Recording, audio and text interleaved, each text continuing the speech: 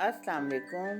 आज किला यूसुफ किचन में मैं आप लोगों के लिए एक बहुत आसान और सादा से अंदाज में बनाए जाने वाला शरबत, लेकिन तिब्बी लिहाज से जो बहुत ही कीमती है, यानी इमली और आलू बुखारे का शरबत। ये आपके मैदे, जिगर और मसाने की गर्मी को ख़त्म करेगा। और ना सिर्फ वो लोग जो यरकान का शिकार हो जाते हैं, उनके लिए भी ये बहुत फ़ायदेमंद है। ये बहुत ही आसान है बनाना। आपने रहना है मेरे साथ और वीडियो को देखना है पूरा कि मैंने ये किस तरह बनाया है। सबसे पहले मैंने इसके लिए लिया है 200 ग्राम आलू बुखारा, जिसे मैंने रात को भिगो के रख दिया था।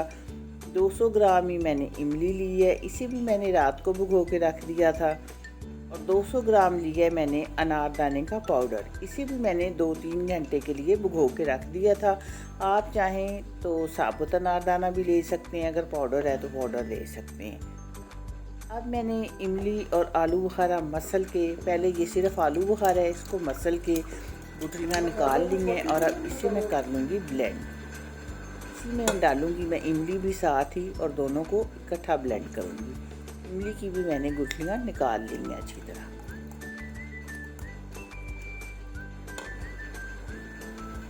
ये ब्लेंड करने के बाद अब मैंने ये छान लिया है।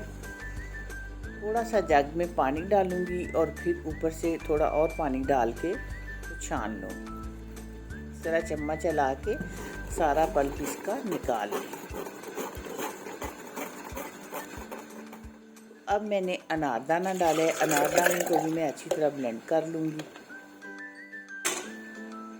और फिर ये भी मैं छान लेती हूँ। थोड़ा सा पानी डालेंगे ऊपर से। और अब ये सब कुछ छानने के बाद मैंने इनको चढ़ा दिया चूल्हे पे और तकरीबन 1 लीटर टोटल इसमें पानी डालना है।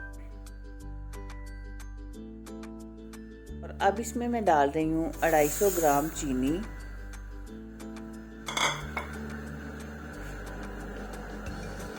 और 250 ग्राम ही शक्कर यानी गुड़ का है ये। आप चाहें तो सिर्फ गुड़ डाल लें, चाहें तो चीनी डाल लें। टोटल ये मैंने दोनों मिला के 500 ग्राम डाली है। अब इस शरबत की ख़ास बात यह है कि हमने इसको पकाना है अच्छी तरह। जितना हम इसको पकाएंगे तो उतनी देर फिर ये ज़्यादा चलेगा, यानी ख़राब नहीं होगा। अगर हम ये पकाने में थोड़ा कम रह गया तो फिर ये ख़राब हो जाता है। अब इसमें मैं डाल रही हूँ 1 table spoon pink salt. Pink salt की वजह से इसका जायका बहुत अच्छा हो जाता है।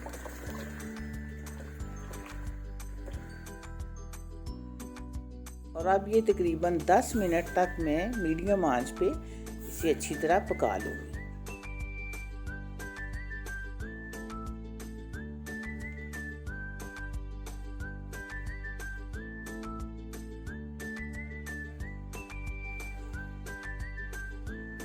दस मिनट के बाद मैंने अब फ्लेम ऑफ कर दी है और शरबत को कर लेंगे हम अच्छी तरह ठंडा।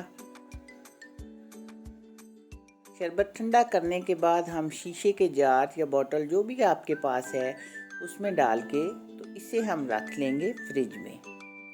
और ये ध्यान रहे कि जिस वक्त भी निकालना है खुश्क चम्मच के साथ निकालना है। ये तिब्बी लिहाज से बहुत ही फ़ायदेमंद है। ये आप पियेंगे तो आपको एकदम से सुकून और ठंडक महसूस होगी। तो अब हम इसको बनाते हैं कि बनाना किस तरह है। इसके लिए एक गिलास में आप अपने टेस्ट के मुताबिक 3-4 टेबल स्पून पहले शरबत डाल लें। फिर आइस डालेंगे हम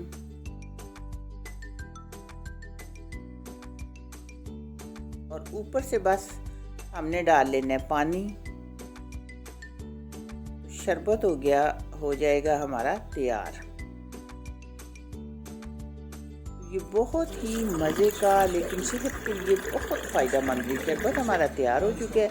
आपने मुझे इसका फीडबैक ज़रूर देना है। वीडियो अच्छी लगे चैनल को सब्सक्राइब, वीडियो को लाइक और दोस्तों के साथ शेयर कीजिएगा। अल्लाह हाफिज़।